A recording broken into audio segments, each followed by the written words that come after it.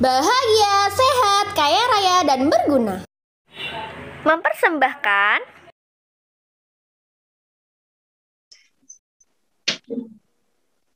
baik, karena waktunya juga udah lewat ya. Silakan, ada yang mau presentasi?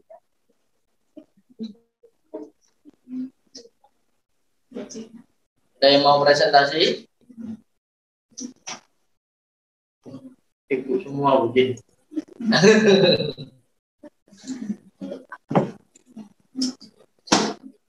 Buji deh.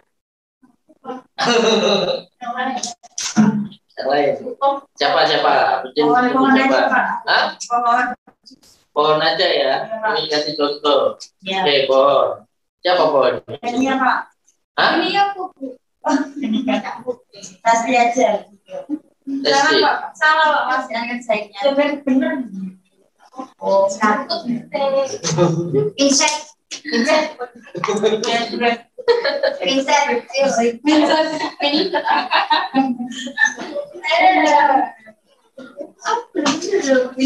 Belum ya? Boleh, pokoknya latihan presentasi dan mempertanggungjawabkan kira-kira goalnya itu bisa tercapai enggak? Satu goal aja, jadi jangan banyak-banyak. Kalau mau goal yang paling gampang dulu deh, nggak apa-apa.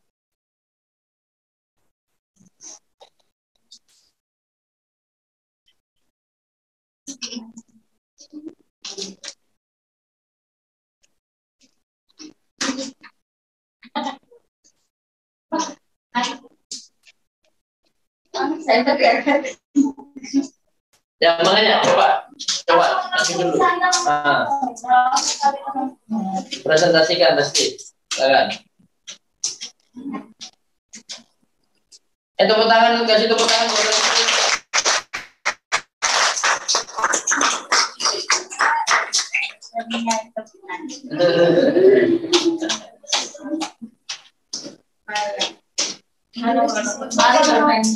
Tulis gak apa-apa, jelaskan aja gak apa-apa. Dijelaskan aja gak apa-apa. Tinggal tunjuk-tunjuk aja. Kalau nulis kan nanti lama. Ya. Langsung aja jelasin. Kalau guru saya seperti ini, kalau guru. Sana dong, hadap sana dong. Di sini.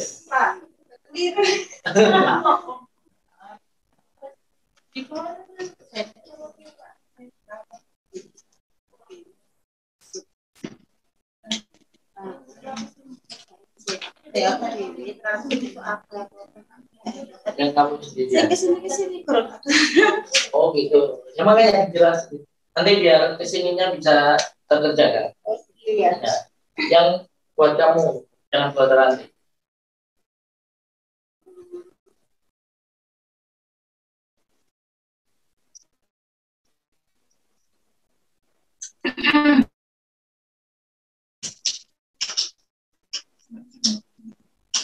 Oke, jelasin. Terus kamu breakdown jadi target, dari tindakan, ukuran, sama biasanya aja.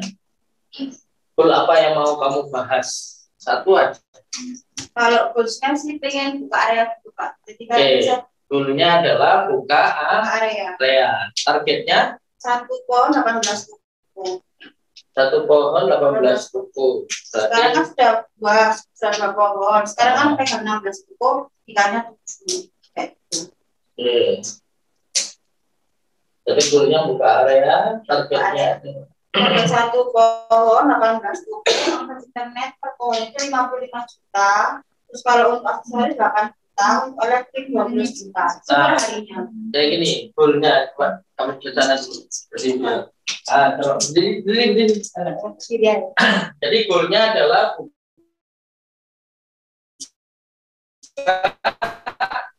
buka area. Nah, buka area ini menjadi fokus goalnya. Jadi buka area itu kan seperti apa? Buka wilayah baru. Buka wilayah baru. Berarti buka counter baru. Iya. Buka counter baru. Targetnya peranting 1 bulan bukan toko. Berarti targetnya berapa toko dalam bulan Februari ini? Ini kan bulan Februari ya. Jadi ini kan di sini Resti, ya kan, departemennya pohon, jabatannya pohon, bulannya Februari. Jadi biar nggak melebar, ini yang dibahas hanya tugas-tugas yang akan dilaksanakan di bulan Februari. Nah, goalnya buka area di bulan Februari itu buka area mana? Ini dulu menuin areanya kita dulu. Nah itu area Dika atau area Mojokerto? Ya itu Dawar, Mojokerto. Dawar sama Mojokerto di bulan Februari ya. Iya. Oke. Target pencapaiannya untuk membuka area itu tahapannya seperti apa buka area? Yang pertama kan pecah pohon dulu, terus pecah tim support juga, terus yang kedua ini mulai sistem rendet. Jadi buka itu bertahap. Buka itu bertahap. Berarti di sini targetnya itu adalah kalau masalah omset dan sebagainya itu bukan masuk ke target sini, tapi target pencapaian di sini adalah breakdown dari goalnya. Untuk membuka area Dawar dan Mojokerto ternyata butuh step-stepnya. Nah, step-stepnya itu adalah apa tadi? Pecah pohon, ya. Pecah pohon, Terus pecah tim support, pecah pecah kantor. Sudah, jadi ada 3 tahap. Kalau ini sudah pecah, ini sudah pecah, ini sudah pecah, insya Allah ini sudah buka areanya. Kan gitu kan? Oke, targetnya itu. Lalu apa tindakan yang harus kita lakukan agar pohonnya itu pecah? Tindakannya apa? Dari pohon. Benar.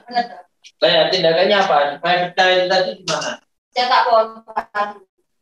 Nah, cetak pohon baru itu gimana caranya? Caranya diberikan. Tindakannya, misalkan.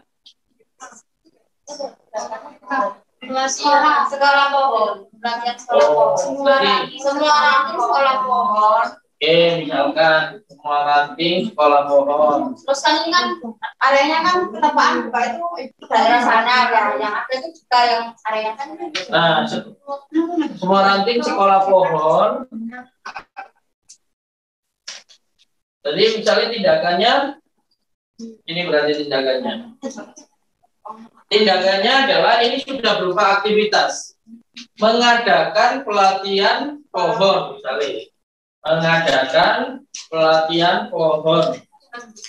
Nah, indikatornya apa? Indikatornya sekolah pohon ini dianggap sukses manakala misalnya terlaksana misalkan 4 kali dalam 1 bulan Februari, ya kan?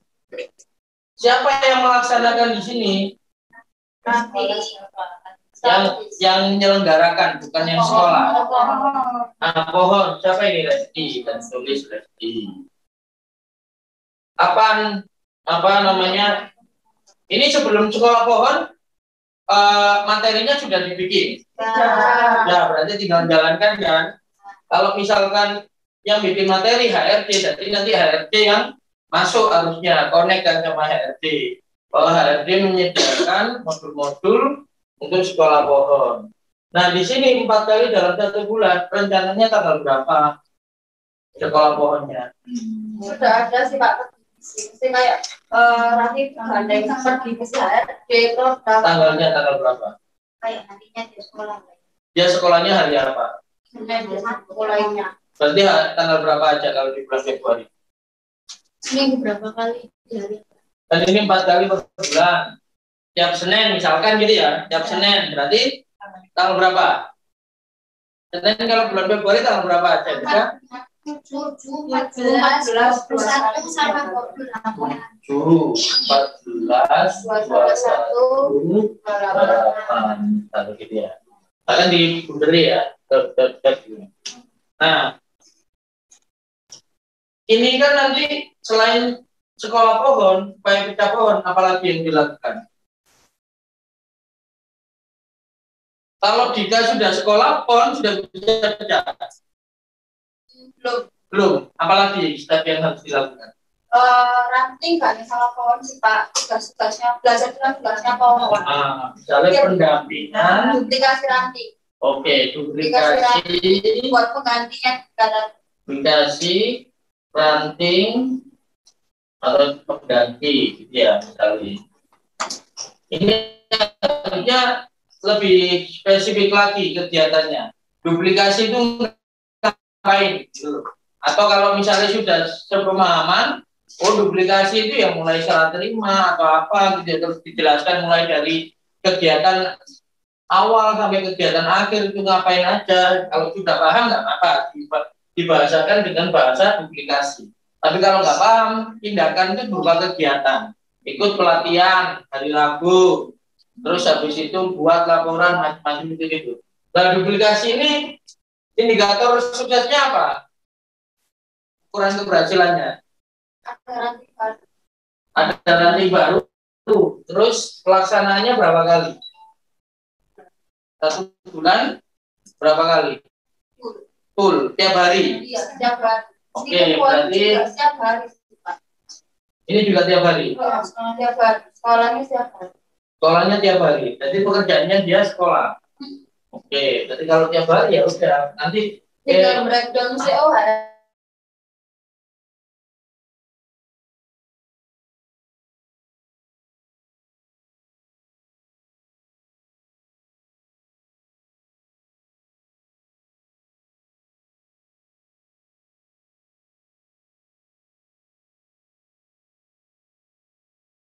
ada lagi. Ya. Nah, nanti kan kalau misalkan nanti akan terjadi seperti ini kira-kira agenda itu. Nanti ada agenda itu yang langsung nanti penuhi nanti. Misal ini biar cepat ya. Lihat. Jadi ini detail nanti ini. Tren ini juga ada isinya kapan, detailnya kapan ada. Nah, kan bentuknya kayak gini semua. Ya. Nah, nanti misalkan pohon ngontrol ranting gampang. Ranting pasti punya ini kan? Nanti kalau dicek aja. Misalkan sekarang tanggal berapa? 9 ya. Dicek. Kamu mulai tanggal 1 sampai tanggal ini kamu kan ada agenda. Jalan nggak agenda ini? Oh jalan. Nah, ini. Oh jalan tentang. Ini nggak jalan, ini nggak jalan, lalu kita catat kenapa kok nggak jalan, kendalanya apa, ini, evaluasinya gimana, lebih gampang. Jadi tereksekusi semuanya.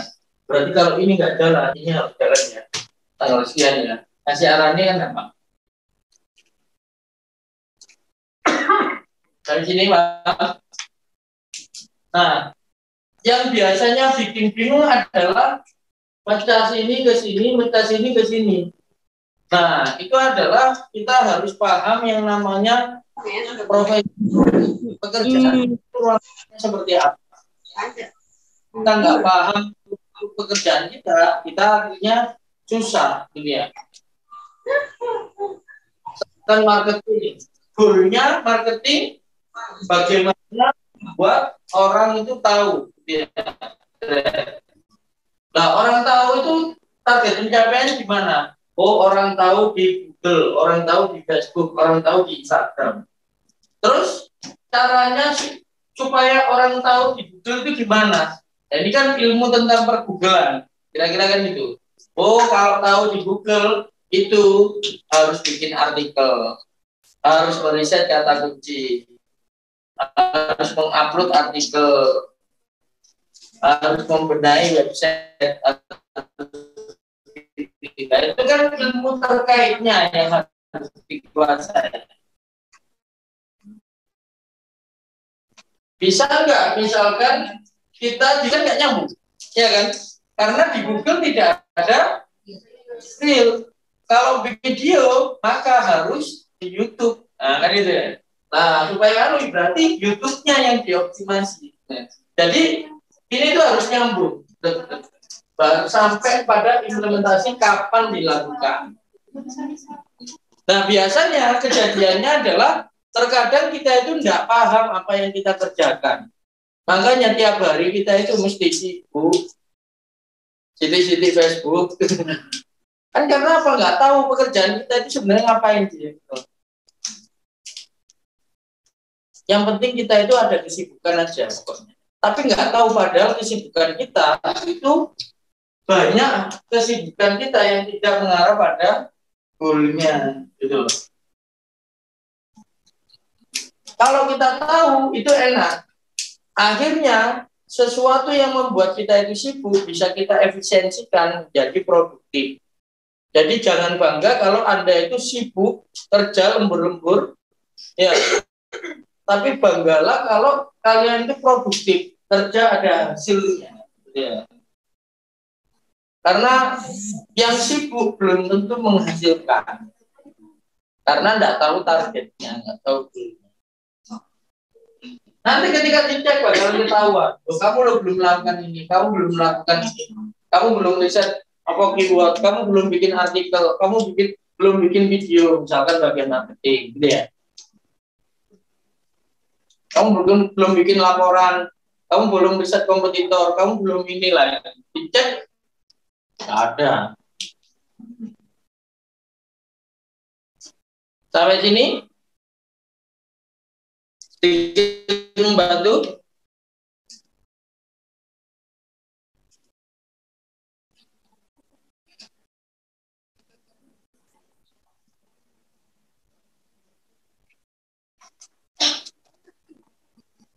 Ini zona stres apa zona belajar ini?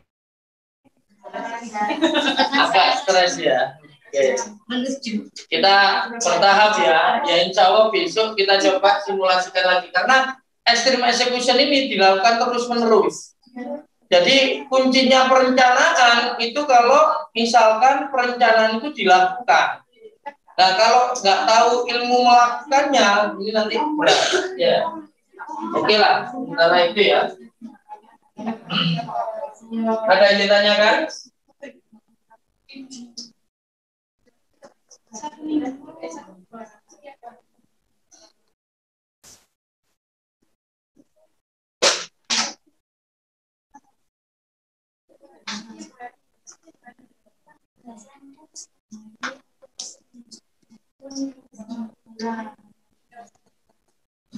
Oke ya, nggak apa-apa. Ini kalau tadi kemarin zona stres, sekarang agak stres, gitu ya. Nah besok mungkin mudah-mudahan masuk zona belajar. Kita review lagi untuk extreme execution-nya. Nah kita masuk kepada target market. Nah ini ya, pertama kali kita kerja, ini seperti kita masuk ke dalam ruang labirin, gitu ya. Kita nggak tahu apa yang kita lakukan, kita mencapai target mana. Nah ini idealnya sih sebenarnya teman-teman punya KPI gitu ya. Mungkin teman-teman sudah ada KPI-nya belum? Sudah ada ya? Kalau masing-masing ini ya kan? Key performance indikator. Jadi ibaratnya karyawan itu kira-kira dia ngejar KPI apa? Gitu ya. Jadi masing-masing tahu ya. KPI pohon apa?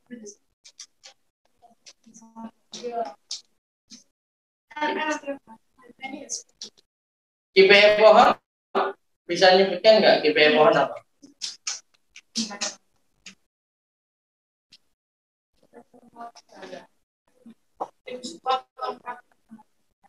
Support lengkap atau tidak, kalau semisal kurang bagian apa, terus tim supportnya jalan atau tidak, mampu menyampaikan kendala, terus pendapatan untuk operasional ya Pak, untuk pendapatan SPT KPT berapa, terus SPT ada yang kos atau tidak, ranting siapa yang tidak jalan, kendalanya apa, rencana siapa yang jadi ranting, terus tim yang banter siapa lagi, semua toko sudah kepala toko, jika memang ada yang kurang anak harus masuk ke mana. Terus kalau untuk produk sendiri, style mepet apa, banjir apa untuk yang dipromo, perencanaan produk yang dipromo apa, produk di areanya yang bagus dicari orang apa, program penjualannya efek atau tidak, rencana pengajuan program bonus apa untuk meningkatkan penjualan, kompetitor jual apa, produk apa yang kita punya, update produk apa. Terus yang ketiga, promo viral pakai apa, promo ngefek atau tidak, rencana atau kemana lagi yang mau diramaikan, promo online dan online jalan 3 SPG, terus promo online bagaimana, omset berapa. Untuk admin, toko yang nggak laba dan laba, pengembangan berapa, toko yang minus, kontrakannya mau habis, mana saja, rata-rata omset berapa. Untuk perbaikan konten atau telat-telat, kendala pengiriman apa, tambahan toko jalan atau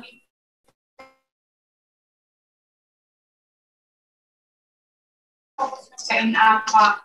Untuk masak, makanan yang dikirim dimakan atau tidak, SPP sering jajan atau tidak, jangkau pengiriman makan, sistem makannya seperti apa, terus untuk uang belanjanya bagaimana, masak sering molor atau tidak, kendala tukang masak apa. Berarti itu adalah KPI masing-masing departemen di pokok. Karena kan Tapi sebenarnya hanya manajemen. Kalau itu tadi lebih ke departemennya.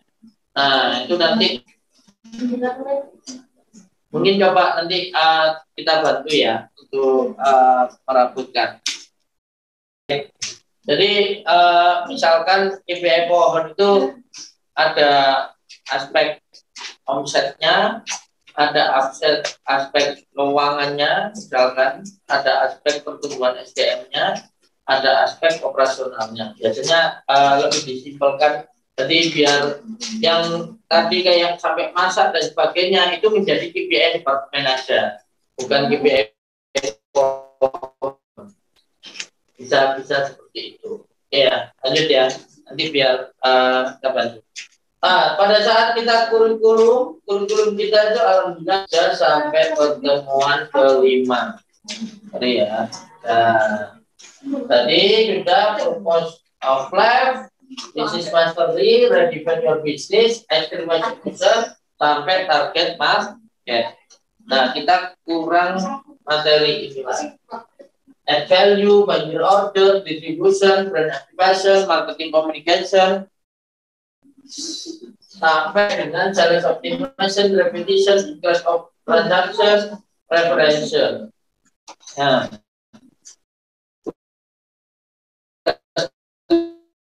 tugasnya juga udah mulai.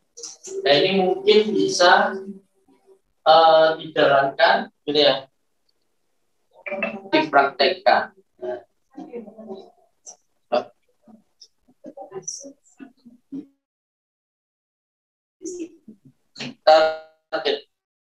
Target dan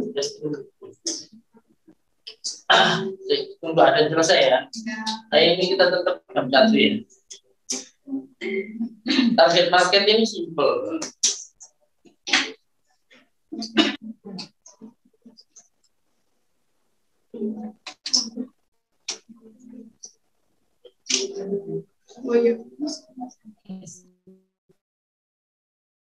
Yang kelima adalah target market. Itu kalau ini teman yang free nggak ya? Oh, belum ini ya, belum pernah tahu ya.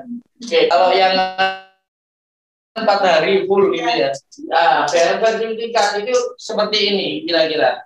Jadi dari business mastery itu kita compare dengan resource activity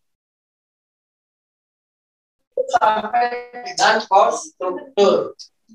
Lalu yang keempat adalah will. Will adalah kesimpulan dari option mana yang mau dieksekusi. Jadi nanti will ini nanti yang akan dieksekusi. Jadi di sini kan kayak bisnis plan-nya, ya bisnis plan-nya seperti ini. Nanti will ini mau yang dieksekusi yang apanya, yang diperbaiki yang bagian mana. Karena kalau dalam bisnis yang sudah jalan, biasanya kita hanya mencocokkan ini. Goalnya kan pasti nambah. Dari 84 minta jadi 200. Realitinya kan masih 84. Gitu ya. Berarti ada kesenjangan sekitar 116 kan gitu ya. Nah, 116 ini ya apa caranya bisa nyampe goal? Maka dipilihlah option. Apa saja yang akan kita lakukan mulai mendefinisikan bisnis ulang, seperti yang kemarin kita contohkan. Definisikan bisnis ulang, pulsa 21 bukan hanya elektronik dan sebagainya. Ini kan definisi. Lalu nanti ada opsi target marketnya mungkin di retarget lagi. Biasanya yang target market adalah perumahan-perumahan. Nanti mungkin ditarget lagi yang lainnya, gitu ya. Leverage, add value, kompetitor analisis. Ini kan nanti ada isiannya semua. Nah, dari banyaknya option-option ini, ya, nggak mungkin kalau dieksekusi dalam waktu yang bersamaan. Pasti ada skala prioritas, ya. Pasti ada, oh ini dulu yang perlu diperbaiki. SDM dulu misalkan. SDM dulu yang dikuatkan. Oh ini dulu yang diperbaiki. Produknya dikasih value tambahan. Kantornya diperbaiki dan sebagainya. Karena untuk menyikapi kompetitor dan sebagainya. Nah, skala prioritas itu ditentukan oleh will. Jadi keinginan kita untuk kita mau mengeksekusi yang mana dulu. Nah, yang kita eksekusi duluan itu adalah yang paling berdampak terhadap hasil. Nah, yang paling efek ke goal, yang paling efek sesuai dengan visi misi. Nah, will inilah yang menentukan. Jadi ya. Nah, pembahasan kita adalah di sini. Nah, kita membahas ini target market kolom ini. Nah, pelatihan kita itu hanya sampai di sini. Customer relationship. Target market, value, distribusi, ini sampai referensi tadi. Nah, ini belum, karena ini ilmunya lain. Di sini ada operational mastery, HRD mastery, kemudian financial mastery. Kalau ini hanya marketing mastery. Itu ya cara membaca BRM-nya. Ini yang sudah ikut mungkin bisa sedikit tergambar ya terkait dengan baca BRM. Nah, target market itu membahas tentang siapa mereka, ya. Apa tingkat ekonominya, keinginan mereka, dan dijadikan sebuah database, gitu ya. Jadi siapakah yang Anda bantu sebagai target market, gitu ya. Nah, kita mulai dari pertanyaan siapa yang ingin produknya dibeli semua orang. Nah, kebanyakan para pengusaha atau kebanyakan bisnis kepingin produknya dibeli oleh semua orang. Padahal tidak ada satupun produk yang bisa dibeli oleh semua orang.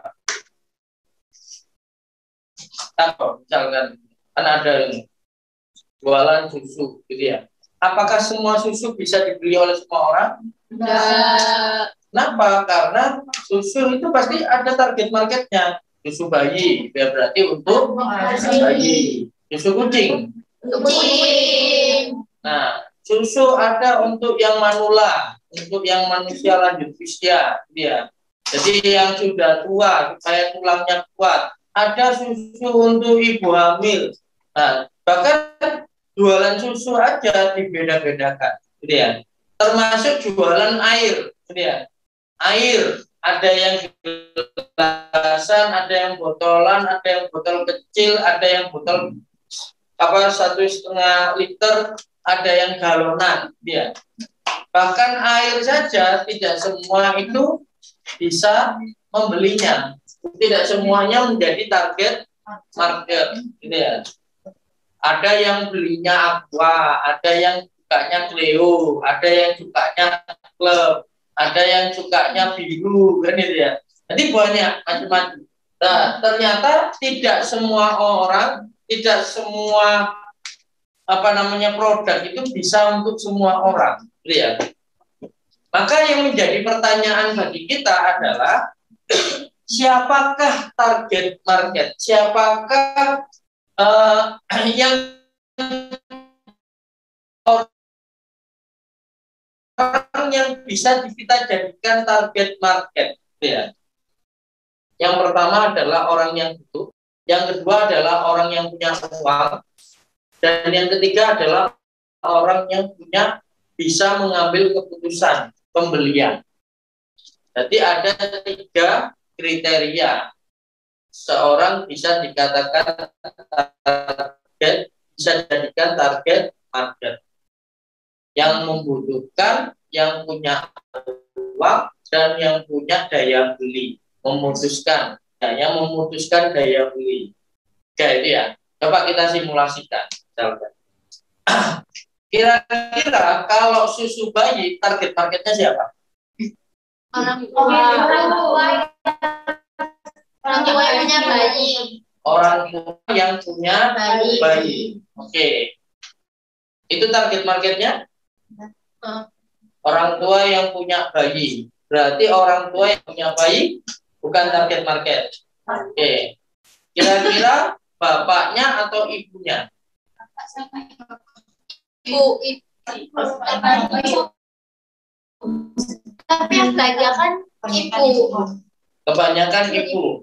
Bapak itu nganternya. Tujuan belinya kan Terus terang saya itu enggak ada preferensi harus susu apa gitu ya. Enggak ada, harus susu stagen, harus jadi enggak ada. Saya cuma nganter terserah, yang memutuskan ibu. Dia mau milihkan bebelan, mau milihkan stagen, mau milihkan apa namanya, apalagi ya, itu dari sekarang nggak apa loh saya. Nah, yang memutuskan adalah ibu, gitu ya. Jadi para ibu yang punya bayi, gitu ya. Nah, itu biasanya dari target market. Ternyata target market nggak selalu satu. Jadi satu produk target marketnya bisa 2, bisa 3, gitu ya. Selain ibu dan selain bapak tadi kan udah 2 ya, ibu dan bapak. Siapa yang bisa dijadikan target market?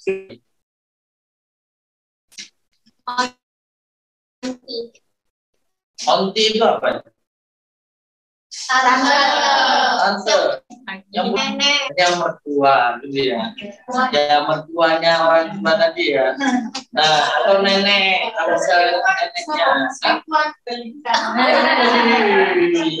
Pembicaranya berat ini.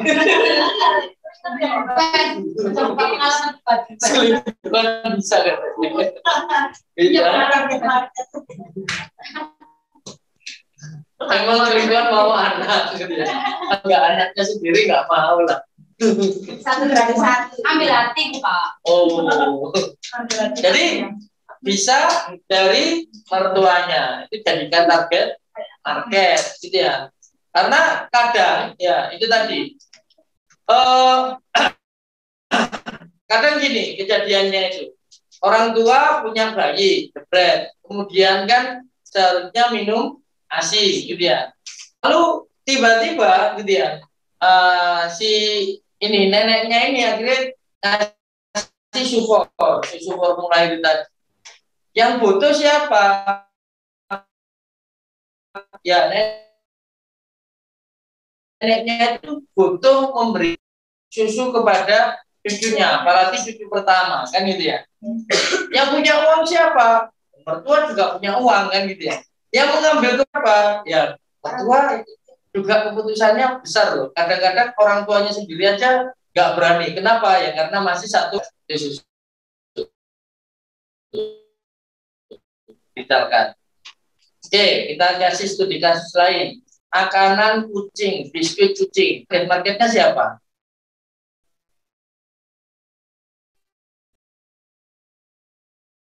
Apakah yang semua yang punya kucing selalu menjadi target marketnya itu beli biskuit kucing?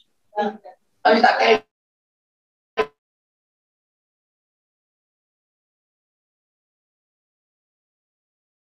tindakan selesai. Ya. Nah, jadi pencinta kucing itu ada klub-klubnya misalkan gitu ya. Pencinta kucing itu bisa. Atau dispesifikkan lagi berdasarkan apa? Kucingnya. Kucing yang bisa apa? Kucing yang istilahnya itu bukan kucing kampung gitu ya. Kucing yang mahal-mahal itu kan pasti ya makanannya diperhatikan. Jadi orang yang punya kucing apa istilahnya? Angora, Angora, Persia dan sebagainya gitu ya. Jadi kucing-kucing yang mahal itu menjadi target market gitu ya. Kalau hanya sekedar melihara kucing ya cukup dengan pindang, makanan sisa gitu ya. Nah itu bisa jadi bukan target market karena dia hanya sekedar mengambil dari kucing-kucing yang terlantar. Kalau dia misalkan mandiri ya terserah kan gitu ya. Jadi ibaratnya juga nggak bisa tuh target market. Oke. Jilbab target marketnya siapa? Semua perempuan? Semua perempuan muslim? semua perempuan. Semua perempuan muslim yakin? Semua perempuan muslim? Kadang kan ada di beberapa kelas kan tidak semua orang. Semua orang muslim maksudnya. Terus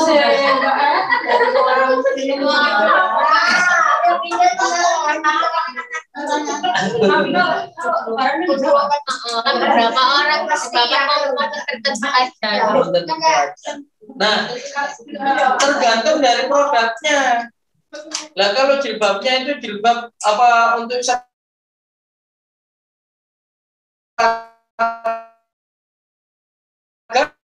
ya berarti ya perempuan muslim yang sekolah gitu ya. Untuk kayak gini menggunakan untuk kantor ya berarti ya perempuan muslim yang kerjanya kantoran ya kan.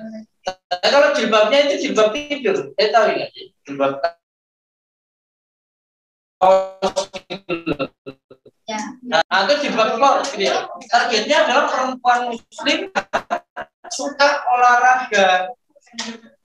Jadi paham ya? Jadi beda-beda gitu loh. Produknya gimana gitu ya. Nanti tentukan targetnya. Bahkan jilbab juga bisa kita targetkan kepada laki-laki sebagai kado. Tuh.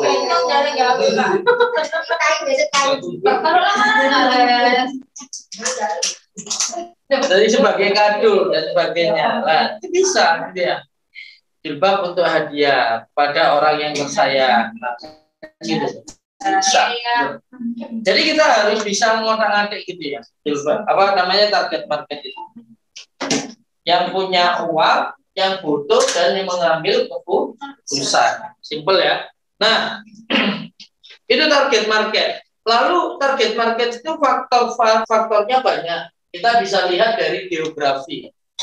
Bisa misalkan pokoknya 5 km dari area konter target market bisa itu. Nah, dari perumahan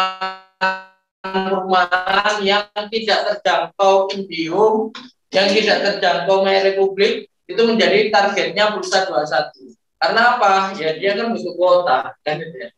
Nah, otomatis kan kuota belinya itu tadi ya, OVO, GoPay dan sebagainya lebih mahal karena harus isi ulang. Nah, sedangkan teman-teman yang ibaratnya satu nomornya untuk nomor asli, satu nomornya untuk yang gonta-ganti, nah, supaya lebih murah paketannya, jadi target market radius 5 km. Atau bisa kita lihat dari mana tinggalnya. Surabaya, area Surabaya target market itu. Gresik, Sidoarjo, Mojokerto, Banyuwangi gitu ya. Di mana kumpulnya? Kumpulnya bisa online, bisa offline. Bisa di arisan, PKK, Karang Taruna, pameran, kafe, kantin, macam-macam. Itu bisa jadi target market. Media yang digunakan apa, media yang sering dipakai apa, Instagram dan sebagainya. Jadi target market berkaitan dengan bagaimana cara menjangkau target market. Itu kita petakan berdasarkan geografinya. Kita juga bisa petakan target market berdasarkan ekonomi, tingkat ekonominya. Kira-kira tingkat ekonomi yang bawah, tengah, atau yang atas. Misalkan saya contohkan kopi. Produknya sama-sama kopi. Sebenarnya target marketnya yang mana? Ya bergantung konsep kopinya seperti seperti apa? Ya kalau kopinya itu warkop, ya berarti target marketnya adalah untuk masyarakat yang tingkat ekonominya ke bawah. Ya otomatis ya kayak panas ya untuk sambat lah ya. Ya, jadi misalnya kipasan ya lumayan kan gitu ya.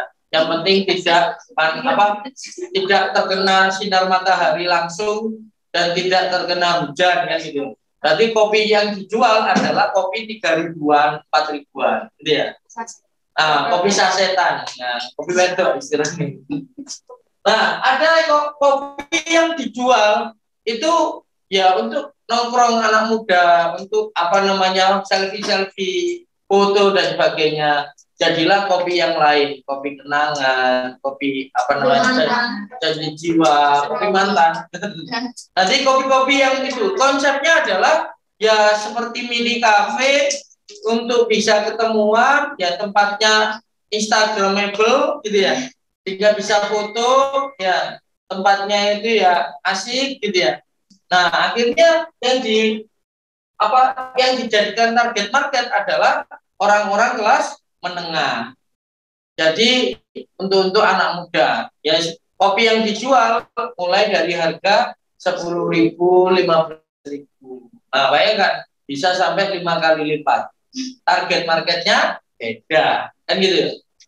Ada yang kopi yang dijual untuk kalangan atas, untuk para eksekutif, untuk orang-orang pengusaha, yang mana memang kopinya ini bukan hanya kopinya, tapi konsep secara keseluruhannya yang dijual. Maka jadilah yang kopi harganya itu bisa sampai 50.000, 35.000, 60.000 hanya untuk satu cangkir kopi kan gitu.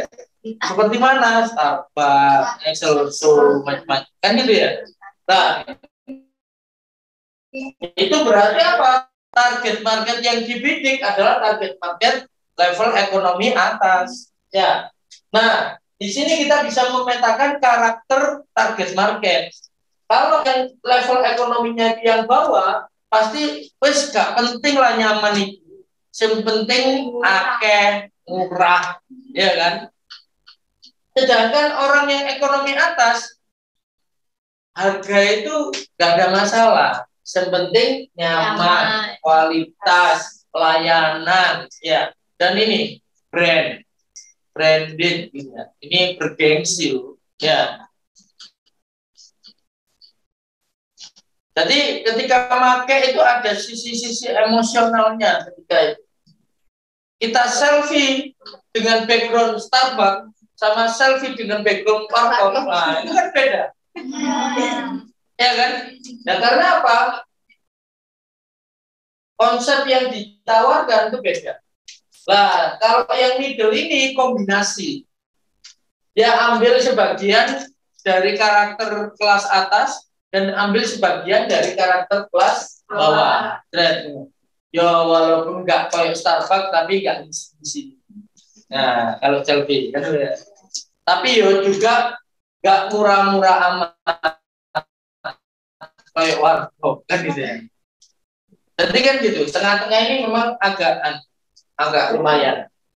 Nah tinggal gini, pulsa 21 itu mau membidik target market yang mana?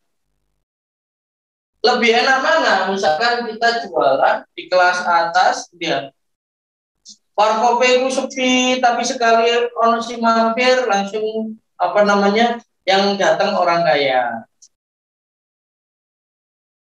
Belinya agak banyakan. Ataukah yang ambil kelas bawah rame dan sebagainya. Tapi untungnya ya sedikit karena harganya murah. Nah kalau Pak Dede bilang tuh, terus aku gak popo, Pak Dede sepenting sering. Nanti kepingin loro karun Pak Dede tapi juga rame gitu ya. Jadi itu seperti itu ya. Nah sekarang ada pergeseran di demografi ekonomi itu ya. Kalau yang tadi saya contohkan hanya dibagi 3 kelas, yakni atas, tengah, dan bawah. Itu adalah segmentasi luar. Nah sekarang new segmentasi yang baru ternyata ada middle low dan ada middle up.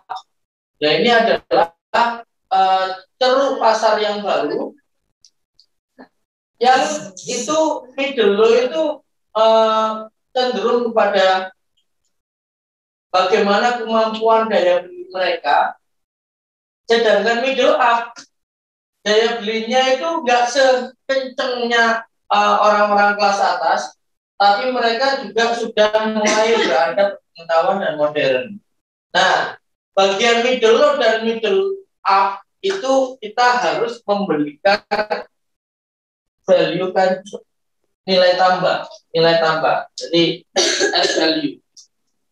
Jadi kita tidak harus fokus pada harga murah, tapi juga harga murah ditambah dengan value, nilai tambah agar bisa menjangkau customer di middle low dan middle up. Seperti itu. Sedangkan yang kelas atas itu baru brand-minded. Jadi pokoknya merek. Nah, sekarang kita coba bayangkan misalkan gitu ya. Bagi orang-orang artis atau mungkin pengusaha yang sudah level sultan gitu ya. Beli tas sampai 1 M gitu ya. Ya apa ya ini? Otak kita kontraksi langsung ya. Jadi kalau aku punya 1 M kira-kira aku nggak usah kerja 2 tahun kira-kira masih sisa gitu kayaknya. Nah, gitu ya. Ini tas toh. Tas itu kan ya, alat untuk menyimpan barang kita gitu ya. Di petenteng ini tuh 1 M gitu ya. Nah, tapi orang kaya bebas gitu ya. Sepenting Gucci loh ya. Nah, sepenting Zara kan gitu kan. Nah, jadi ternyata ada nilainya, ada brandnya, ada gengsinya. Sebenarnya nanti kita bahas di Excel di pertemuan minggu depan. Ternyata yang bernilai itu bukan di produknya secara fungsional. Yang bernilai itu adalah produk secara emosional. Jadi kalau saya itu pakai tas ini, ngumpul sama sosialita, gak isi. Diterima, wih mari teko Prancis rek, nang Paris rek, beli tas baru, gak izin gitu ya. Yang dijual atau yang nilai itu itunya, bukan tasnya gitu ya. Nah, makanya target market itu bergantung dari kita mau memenuhi kebutuhan mereka yang apa gitu ya. Kalau mereka kebutuhannya branded, ya nggak apa-apa, dibidik orang-orang yang memang punya uang. Kebutuhannya memang brand-brand ya. Kebutuhannya adalah gengsi-gengsian gitu ya. Tapi kalau fungsional, kebutuhannya itu adalah kuantitas dan harga, kita bikin yang kelas bawah. Kalau yang middle, ya kita kasih value dan fungsi sebagaimana mestinya. Jadi seperti itu. Kalau target marketnya, kebutuhannya beda-beda.